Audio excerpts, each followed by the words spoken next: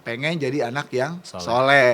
Nah, berarti kita udah punya visi bahwa anak ini akan kita didik untuk menjadi generasi yang soleh. Maka cari lembaga yang sefrekuensi dengan visi kita. Hari ini tantangan pendidikan itu dihadapkan dengan berbagai tantangan yang cukup besar. Kita gak bisa nahan bahwa kemajuan teknologi yang begitu pesat gitu ya, tidak dibarengi dengan edukasi yang tepat, maka yang ada teknologi ini menjerumuskan. PJJ yang pembelajaran jarak jauh itu terjadi yang namanya lost learning. Jadi lost learning itu kemampuan anak untuk menangkap pelajaran. Kenapa? Karena yang terjadi adalah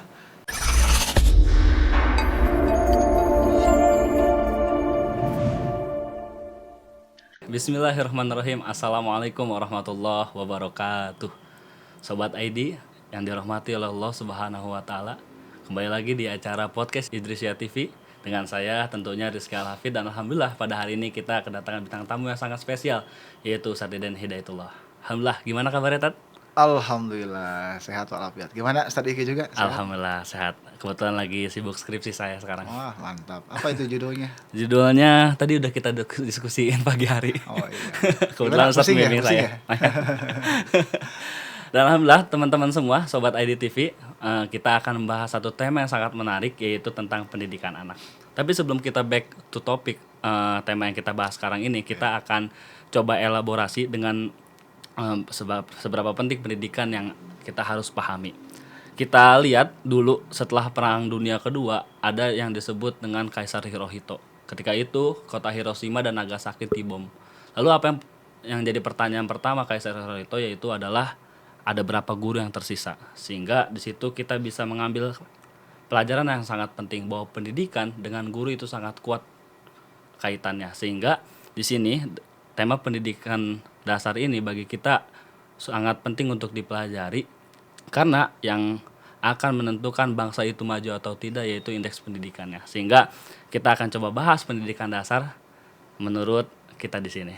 Bagaimana menurut Ustadz pendidikan dasar ini? Ya, baik. Jadi kalau berbicara masalah pendidikan, wah itu nggak akan ada ujungnya, nggak akan ada habisnya. Jadi pendidikan itu sesuatu hal yang memang harus kita terus perbaharui. Apalagi sekarang tantangannya makin besar. Jadi kalau berbicara masalah penting nggak sih pendidikan, wah sangat penting banget. Tadi ya, ketika di awal Ustadz Iki bilang di Jepang seperti itu, karena memang pendidikan itu menentukan peradaban, ya. Jadi maju mundurnya sebuah negara itu diawali dengan bagaimana sistem dan manajemen pendidikannya dibangun. Nah, sehingga hari ini kalau kita berbicara secara makro mungkin kita agak repot mungkin ya, tapi kita coba sekarang berbicara pendidikan secara mikro aja gitu. Bagaimana pendidikan di lingkungan yang terdekat, lingkungan keluarga, bagaimana pendidikan di sekolah. Nah, itu harus menjadi konsentrasi kita saat ini. Apalagi kemarin 2 tahun tuh ya, COVID. Betul. Anak-anak belajar apa? Belajar PJJ ya, iya. PJJ dan BDR, jarak jauh sama online kan, seperti itu kerasa banget ya. Sampai ada satu diskusi dengan salah satu orang tua lah gitu ya. Padahal waktu itu PJJ-nya baru 1 semester online tuh belajar. Ditanya, Bu gimana ngajarin anak di rumah selama 1 semester? Ternyata pusing gitu ya, ternyata Jadi selama ini orang tua yang memang di rumah komplain mungkin ke sekolah ini kurang ini, ternyata ketika dia jadi guru sendiri di rumah, wah itu kerasanya beda gitu. Nah, artinya peran pendidikan ini menjadi sangat penting gitu. Orang tua pengen kan punya anak yang bukan hanya sebatas punya kecakapan hidup, tapi lebih dari itu dia punya semacam mental spiritual yang baik. Istilahnya lah pengen punya anak yang soleh dan juga solehah sebagai investasi kan. Karena pendidikan ini adalah investasi. Jadi kalau selama ini banyak orang yang berinvest kepada hal-hal yang bersifat materi dan lain sebagainya, sesungguhnya pendidikan anak itu adalah investasi yang jangka panjang banget gitu. Jadi kalau misalkan kita tepat memberikan formulasi pendidikan kepada anak gitu ya, maka kita juga akan ngerasain sebagai orang tuanya. Jangan nunggu nanti di akhirat, di dunia juga anak yang terdidik itu akan benar-benar support lah ke orang tuanya, akan benar-benar patuh gitu ya kepada orang tuanya. Maka penting banget saya kira pendidikan. Ya kalau kita berbicara makro, konteksnya mungkin Terlalu luas. terlalu luas gitu ya. Tapi hari ini mari kita konsen misalkan ke pendidikan yang lebih mikro lagi, pendidikan keluarga, pendidikan sekolah gitu ya. Karena kan 3 hal ini, peran orang tua, peran lembaga gitu kan ya, dan lingkungan masyarakat itu harus menjadi sebuah ekosistem pendidikan yang bisa membuat pribadi-pribadi anak didik kita menjadi lebih baik. Jadi kalau berbicara masalah pendidikan penting nggak? Wah penting banget ya. Jadi untuk bangsa tadi ya secara makro akan memberikan SDM yang berkualitas gitu. Secara mikro dia sebagai orang tua kita akan punya nilai investasi yang lebih tinggi. Apalagi nanti di negeri akhirat. Anak yang soleh itu kan udah pasti itu doain orang tua yang ngalir terus pahalanya. Seperti itu. Jadi saya kira sangat penting banget. Dan salah satu hadis yang menjelaskan tentang itu, dalam hadis Rasul dikatakan iza matabnu adam ingkotoha amaluhu illa min salasin. Sodakoh jariyah, anak yang soleh yang mendoakan orang tuanya, dan juga ilmu yang bermanfaat. Mudah-mudahan ini anak-anak yang sedang menonton, orang tua juga yang sedang menonton ini, mudah-mudahan jadi anak yang soleh dan soleha. Ya betul tadi ya hadis tadi. Ini bayangkan ya sama kita misalkan, ini udah berkeluarga belum? Belum. Selamat. Iya. Yang kita yang sebagai orang tua kemudian punya anak dididik dengan benar gitu ya. Karena pendidikan itu konteksnya bukan ke sekolah saja ya. Justru pendidikan itu sangat luas. Jadi dari awal anak itu bahkan sebelum lahir ya, ada dididik. Pendidikan pranatal kan istilahnya gitu. Bagaimana orang tuanya ketika hamil gitu ya, yang dibacakan ayat-ayat suci Al-Qur'an gitu kan ya gitu, mendengarkan ayat-ayat suci Al-Qur'an. Bahkan ada yang keren, orang-orang Yahudi itu saking pengen anaknya cerdas gitu ya, mereka itu saat hamil, si wanita-wanita Yahudi itu mereka melatih diri mengerjakan soal-soal matematika, bayangkan si ibunya itu. Padahal posisi bayinya lagi dalam kandungan gitu ya. Artinya apa? Sudah sangat dipersiapkan oleh mereka. Mereka pengen punya generasi yang unggul gitu. Nah di Islam juga kan diajarkan seperti itu. Bagaimana ketika hamil gitu ya, yang harus diperhatikan oleh ibu hamil itu bagaimana yang sering mereka lihat, sering mereka tonton gitu ya. Ada hal-hal yang nanti bisa diwariskan oleh anak-anaknya tersebut gitu. Sehingga ini penting. Bayangkan Islam itu sebelum lahir aja diperhatiin gitu ya. Kemudian pas lahir, yang pertama kali didengar oleh anak-anak apa coba? Suara tangisan. Yang didengarkan oleh anak-anak. Didengarkan oleh anak-anak. Suara apa? Suara bahagia orang tua. Suara azan. Suara azan. Berarti belum adanin ya. Itu dia saya nggak punya pengalaman ya. Kan kalau anak lu brojol gitu kan otomatis kan si ayahnya itu apa? Ya ngazanin. Iya benar. Gitu. Jadi bayangin, yang pertama kali didengarkan oleh bayi itu adalah azan dari ayahnya. Kalimat pertama yang didengarkan itu adalah kalimat azan, panggilan Allah Subhanahu wa taala. Nah, jadi saya kira dengan proses yang seperti tadi gitu ya, bagaimana sebelum hamil, kemudian saat melahirkan, kemudian setelah anak itu lahir dididik gitu ya, diberikan pendidikan yang pas dan sesuai dengan jenjang usianya gitu kan ya gitu. Nah, sehingga itu menjadi investasi besar. Nah, hal-hal yang dilakukan oleh orang tua dari mulai start sampai nanti finish gitu kan ya, itu kebayang itu akan ngalir terus. Ya.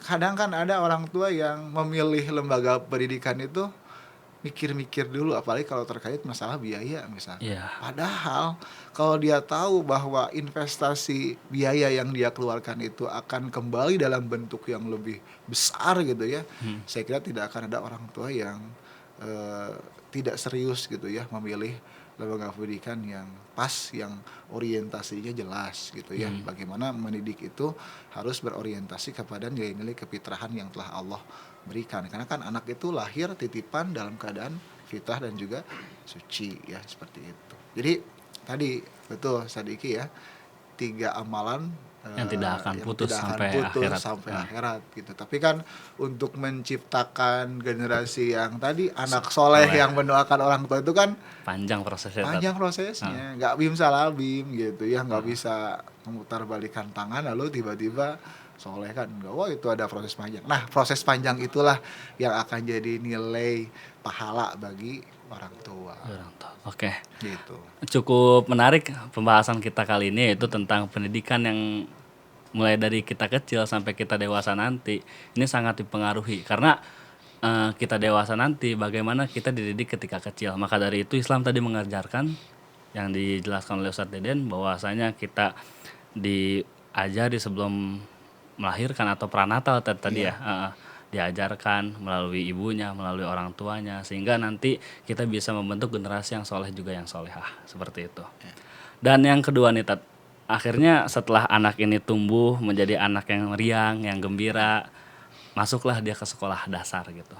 Nah di sini akhirnya peran orang tua menjadi penting untuk mengambil pendidikan yang pas untuk anaknya. Nah kira-kira bagaimana penjelasan Tat? Nah, baik, ini kan langsung mulai ya ketika anak tumbuh kembang, maka sebetulnya pendidikan itu menjadi hal yang harus dipikirkan oleh orang tua ketika sudah mulai masuk jenjang SD misalnya. Yang SD ya.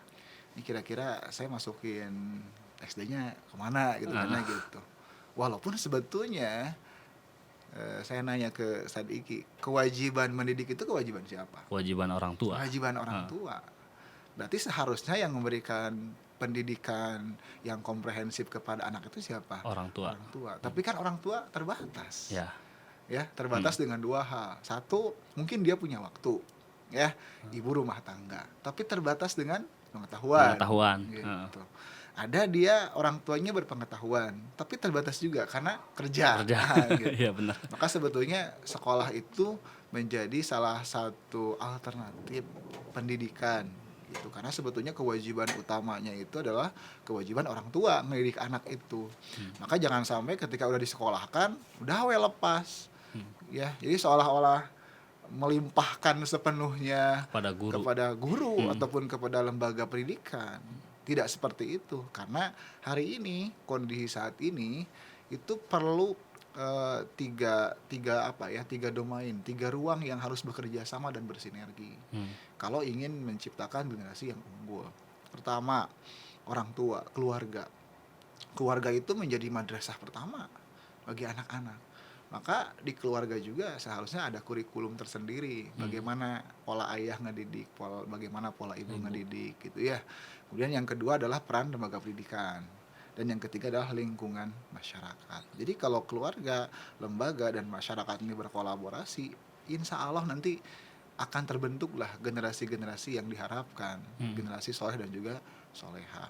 Nah maka tadi ketika berbicara, ini bagaimana nih untuk memilih lah gitu ya, memilih lembaga pendidikan. Ya tergantung orang tua punya orientasinya kemana gitu kan. Orang tua milih sekolah itu terkadang kan punya kayak semacam punya tujuan gitu ya, masing-masing ya. Jadi tergantung nih, kalau Iki misalkan usananya balik, ditakdirkan udah beres skripsi, wisuda gitu ya, mudah-mudahan beres skripsinya. Amin.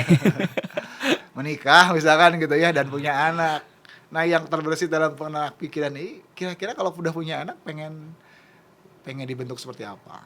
Ya pertama ya harus jadi anak yang soleh sih pasti ya. Berarti kan udah jelas ya, starting pointnya adalah pengen jadi anak yang soleh. Nah berarti kita udah punya visi bahwa anak ini akan kita didik untuk menjadi generasi yang soleh. Maka cari lembaga yang sefrekuensi dengan visi kita gitu. Carilah lembaga-lembaga yang memang bisa menghadirkan program-program yang bisa ngebentuk kesolehan anak. Karena yang namanya kesolehan tuh nggak ada kursusnya. Ada nggak kursus anak soleh gitu? Nggak ada sih. Nggak ada. Yang ada kan kursus mengemudi, kursus menjahit gitu ya. Berarti saking memang kesolehan itu tidak bisa dibentuk begitu saja. Jadi harus banyak hal lah yang terkait gitu. Maka tadi ketika bertanya gimana milih lembaga pendidikan, ya tergantung niat orang tuanya mau ngebentuk seperti apa. Kalau orang tuanya hanya sebatas pengen anaknya itu sukses dalam perspektif jadi pejabat, jadi pengusaha gitu ya, ataupun jadi hal-hal yang lain gitu ya, maka itu akan menentukan bagaimana orang tua itu memulai start pendidikannya. Dan biasanya orang tua itu ketika memasukkan anak ke lembaga pendidikan, ketika sekolah, maka yang pertama kali dilihat oleh orang tua itu penilaian anak tuh di mana? Di rapot biasanya rata-rata. Iya. Jadi terkadang berorientasi kepada nilai rapot. Padahal kan itu hanya sebatas angka-angka walaupun ada maknanya. Tapi kan ada hal lain gitu ya, ada hal lain di luar laporan atau rapot itu yang bisa menjadi salah satu poin penting bagi anak. Dimana tadi misalkan ada anak yang suka refleks, misalkan ketika lihat sampah diambil Ambil, sampahnya. Nah, apakah itu bukan sebuah karakter yang positif? Kan itu nggak dimasukin di rapot gitu ya. Anak ini rajin buang sampah gitu kan ya gitu.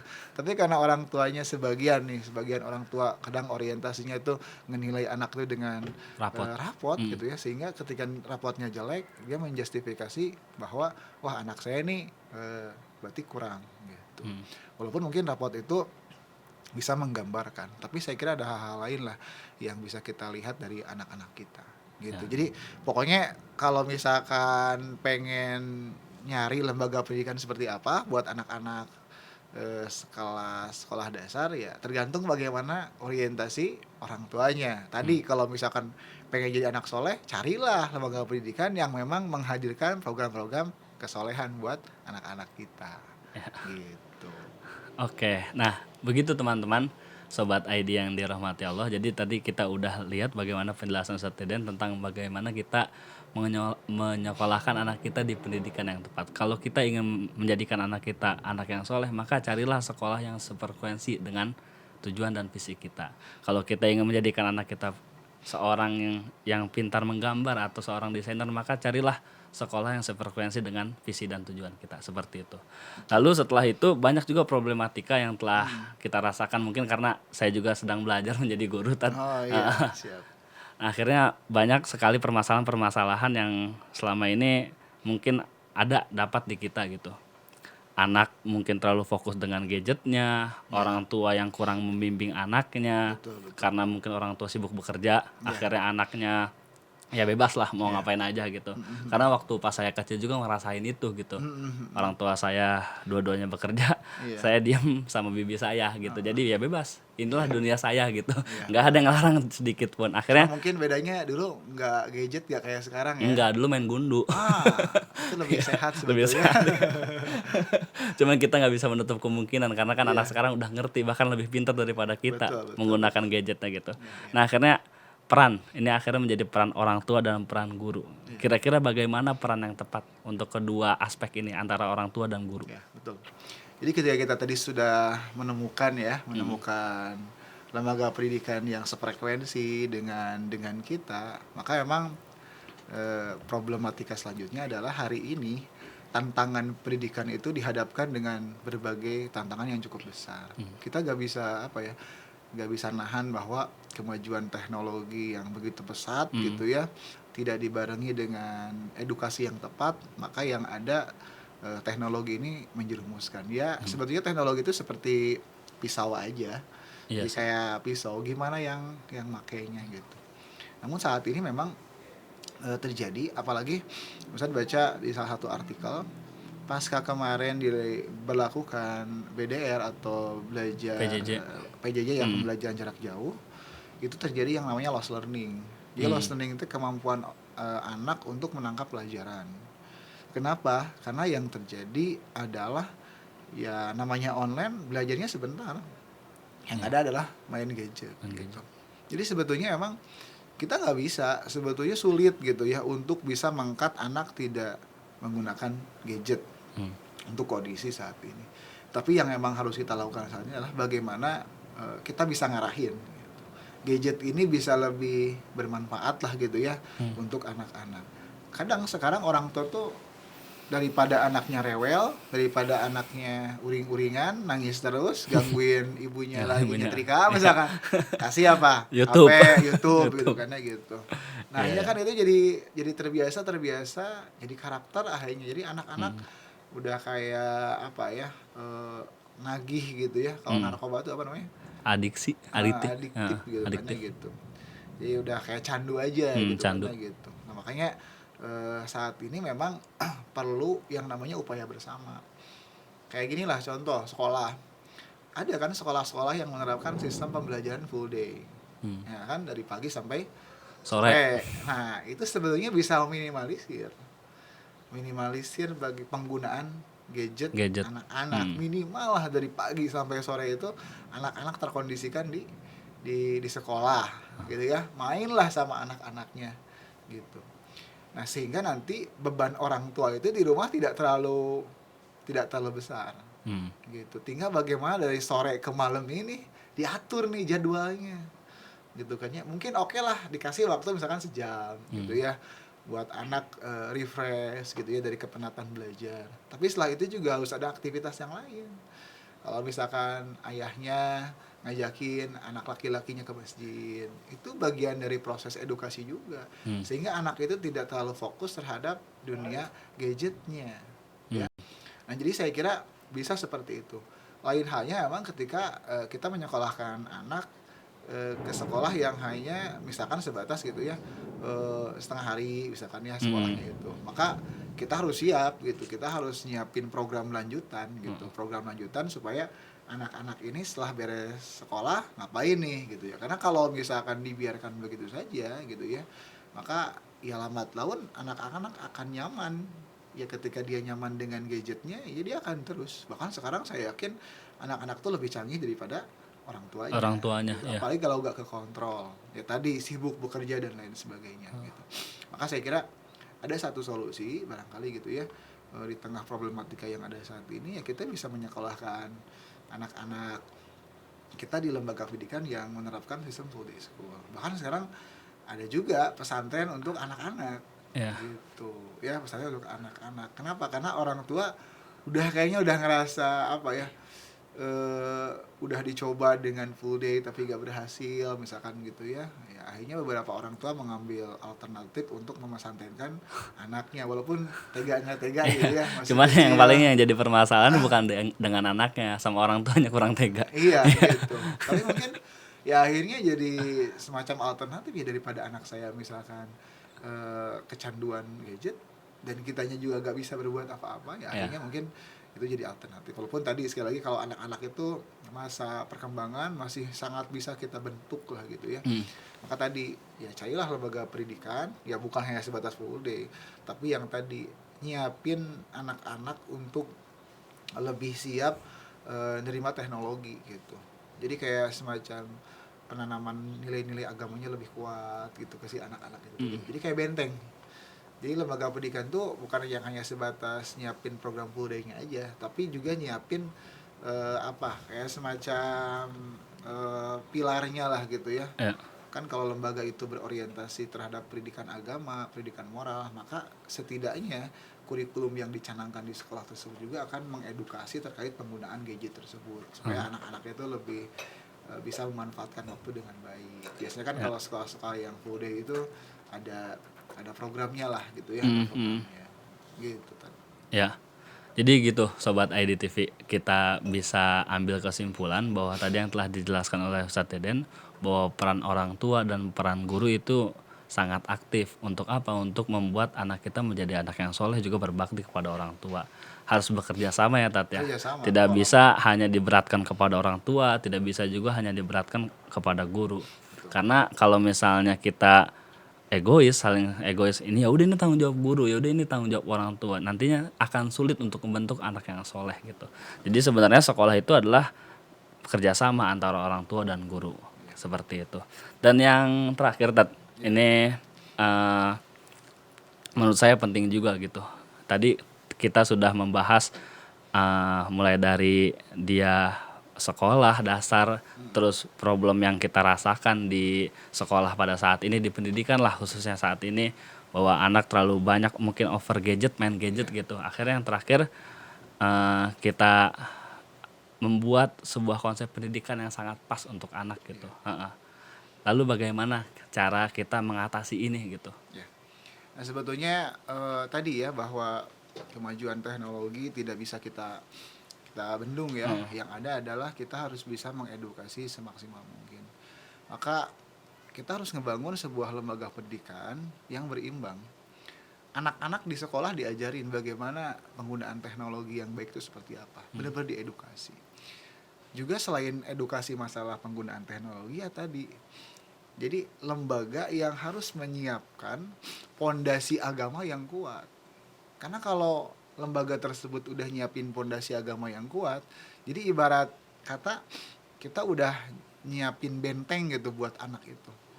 Dikasih pisau aja tuh anak itu nggak akan menggunakan pisau itu sembarangan gitu istilahnya. Karena dia udah dikasih kayak softwarenya lah, kalau software mah bahwa pisau ini bisa bermanfaat kalau dipakai buat masak gitu ya, kemudian buat potong kayu gitu. Jadi udah tertanam. Jadi bukan pisaunya yang kita hilangkan, tapi justru yang kita setting itu adalah hati anaknya gitu. Jadi konsep pendidikannya itu yang harus komprehensif, bukan hanya lembaga pendidikan yang hanya mengedepankan aspek akademik. Sekarang nih kalau pengen pintar gampang, bahkan sekarang guru-guru tuh lebih kalah pintar dari siapa? Dari gurunya. Dari Google. Oh, dari Google ya. Ya kan? Iya, So, Google sekali klik itu jawabannya bisa beragam banget. Beragam, ya. Tanya ke guru sekolah. Ya. Dia loading dulu. Bahkan Elon Apalagi Musk, kalau yang bukan kapasitas pembelajaran dia misalkan Ya. gitu kan ya gitu. bahkan Elon Musk sudah bikin chip, ya kan? Ada bikin chip kan, si Elon Musk sudah bikin chip supaya kecerdasan buatan kan gitu. Ya. Jadi artinya kalau hanya kita fokus terhadap akademik tapi lupa kepada aspek yang utama, hati gitu ya. Karena kan manusia itu bagaimana hatinya gitu. Maka didiklah hati anak-anak ini agar senantiasa ingat kepada Tuhannya, kepada Allah Subhanahu wa Ta'ala. Bayangkan kalau semenjak dini anak-anak kita diajarkan sadar terhadap keberagamaannya, sadar terhadap Tuhannya gitu kan ya gitu. Maka namanya serangan apapun gitu ya, dia udah kayak mampu memfilter gitu, atau minimal ngomong deh ke gurunya. Mungkin Pak Iki pernah gitu ngedengar dari anak, Pak Iki boleh nggak gini. Nah itu kan anak kayak punya filter, jadi berani ngomong ke gurunya, ini teh baik atau enggak gitu kan ya gitu kan. Sering lah kita temukan gitu ya anak-anak seperti itu. Nah maka konsepnya adalah harus lembaga pendidikan itu yang komprehensif, yang bukan hanya sebatas menekankan aspek-aspek akademik saja. Penting akademik juga, apalagi di tengah kemajuan teknologi saat ini ya. Kita butuh teknokrat dari Islam yang nanti bisa ngembangin berbagai aplikasi yang bermanfaat untuk umat gitu kan. Itu penting banget gitu. Tapi maksudnya jangan hanya sebatas fokus terhadap aspek akademik saja. Justru mental spiritual anak lah yang harus dibangun. Maka di SD seperti misalkan SDIT gitu kan ya gitu. Maka ada seperti program pembiasaan. Nah, program pembiasaan itu dalam rangka ngebangun karakter. Ya, ngebangun karakter kayak anak dibiasain sholat duha. Dia bisa dibiasain misalkan sholat zuhur berjamaah, sholat asar berjamaah, dibiasain puasa sunnah. Itu bayangin kalau kita ngebiasain itu di lingkungan sekolah selama 6 tahun saja, maka itu akan mengkarakter dalam diri dia. Karena sekolahnya udah ngebangun sistem dan program pembentukan karakter. Ya tadi, penanaman nilai agama tadi. Karena kan anak-anak mah gak bisa teoritis. Ya, justru anak mah harus program agama itu yang aplikatif. Ya. Bagaimana masuk ke masjid baca doa. Kalau minum jangan berdiri. Nah, ada harian gitu yang harus dibiasain. Lihat di Jepang. Ya. Pendidikan di Jepang itu yang ditekankan di SD itu apa? Masalah etika. Ya, sampai yang namanya kegiatan bersih-bersih itu ya di Jepang itu udah menjadi kegiatan pembiasaan anak-anak. Bukan lagi dilakukan oleh petugas-petugas kebersihan lah gitu ya di sekolah itu. Nah, Iki misalkan tadi kan ngajar ya di sekolah ya. Ya. Ada kan petugas kebersihan gitu. Ada. Nah, kalau sekolah bersih tapi ada petugas kebersihan ya biasa aja karena emang itu tugas-tugas kebersihan ya kan, ngebersihin. Tapi kalau sekolah tetap steril, tetap bersih tanpa ada petugas kebersihan dan itu dilakukan oleh anak-anak dan guru-guru, itu baru sekolah yang keren gitu. Nah makanya konsep pendidikannya adalah konsep pendidikan untuk dasar itu yang harus memang menanamkan nilai-nilai karakter, pembiasaan harian yang nanti akan terbawa dalam alam bawah sadarnya, sehingga itu menjadi tingkah laku sehari-hari dia Iya, iya. gitu. Carilah lembaga pendidikan yang emang tadi konsennya ke sana. Penanaman bukan hanya sebatas teori. Jadi ngajarin agamanya itu bukan hanya sebatas di kelas. Mm-mm. Gitu ngajarin materi teori misalkan PAI-nya di kelas enggak cukup. Tapi harus ada sistem dan program di sekolahnya juga yang aplikatif, yang anak-anak juga ngikutin program itu. Kayak gitu. Oke, jadi gitu teman-teman semua, kita bisa lihat bahwasanya bukan hanya menekankan bidang akademiknya saja, tapi manajemen hatinya atau biasa kita mungkin sebut sekarang manajemen kolbu, ya Tat ya. Iya, Ah, itu yang paling penting. Nah itu dia. Biar apa? Biar anak-anak terbiasa dalam setiap harinya itu melakukan hal-hal yang baik. Ini loh ada satu case loh, Ustadz Iki ya. Apa? Nih salah satu anak saking apa luar biasanya nih ada satu cerita lah gitunya gitu. Jadi ada anak di SD lah gitu ya, di SDIT, dia nemu uang. Apa coba yang dia lakukan ketika nemu uang? Apa Tat? Dia kasih tahu gurunya. Nggak dikantongin ya? Nggak dikantongin. Itu kan sesuatu yang kayaknya sederhana, tapi karena udah ngarak tahu oh ini tuh bukan hak saya. Ini bukan hak saya. Nah, sehingga dia kasih ke gurunya, "Bu guru, saya nemuin uang." Ya, coba kalau misalkan anak itu gak diedukasi masalah akhlak, pasti uang itu dijajanin gitu kan ya. Naktir Dia teman-teman. beliin cilok gitu kan ya gitu. Itu satu-satu case yang luar biasa saya kira gitu. Malahan ada anak yang refleks ketika dengar azan, Allahu Akbar, dia tinggalin dulu mainnya. Dia pergi ke masjid untuk masjid, sholat. ya. Karena saking terbiasanya.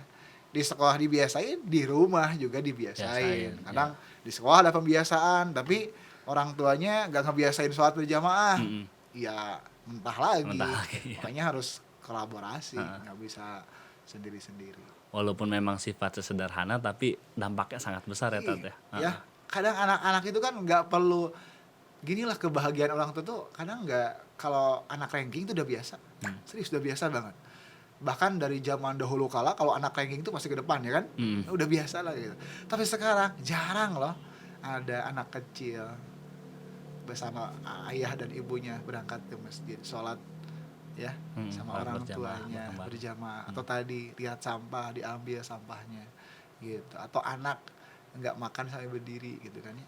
Kadang itu hal-hal sederhana gitu tapi hal-hal sederhana itu udah jarang sekarang mah gitu. Iya. Jadi kalau bicara masalah prestasi mah ranking 1 2 3 dari juga udah banyak gitu Udah ya. lumrah Udah lumrah lah itu mah gitu. Tapi kalau lihat ada anak gitu kan ya dia terbiasa sholat atau terbiasa misalkan buang sampah pada tempatnya lah misalkan kayak gitu ya. Oh itu kan udah luar biasa banget gitu. Udah sesuatu yang jarang kita temukan. Oke, dari tadi kita sudah jelaskan tentang pendidikan pranatal sampai pendidikan dasar dengan problematika di dalamnya. Akhirnya tiba pada akhirnya itu tentang kesimpulan. Lalu bagaimana Tat kesimpulannya? Ya, jadi kesimpulannya bahwa pendidikan itu adalah utama. Maka kita sebagai orang tua yang diamanahi oleh Allah Subhanahu wa taala titipan anak, berikanlah pendidikan yang paripurna. Pendidikan yang dapat mengembangkan potensi intelektual, spiritual dan emosional anak. Tentunya kita harus mencari lembaga pendidikan yang bisa menjawab apa yang kita harapkan, visi yang kita harapkan, yakni mengembalikan anak-anak yang Allah titipkan itu dalam keadaan fitrah dan suci kepada Allah Subhanahu wa taala. Seperti itu. Oke, jadi gitu sobat ID yang dirahmati oleh Allah Subhanahu wa taala. Kita sudah banyak belajar pada kesempatan kali ini. Mudah-mudahan bisa diterapkan juga untuk para orang tua khususnya juga para teman-teman yang telah melihat podcast kita pada hari ini. Mudah-mudahan bermanfaat bagi kita semua. Saya Rizky Al-Hafid dan Ustadz Deden Hidayatullah mengakhiri dengan bacaan Alhamdulillah sama-sama. Alhamdulillah. Sekian. Assalamualaikum warahmatullahi wabarakatuh.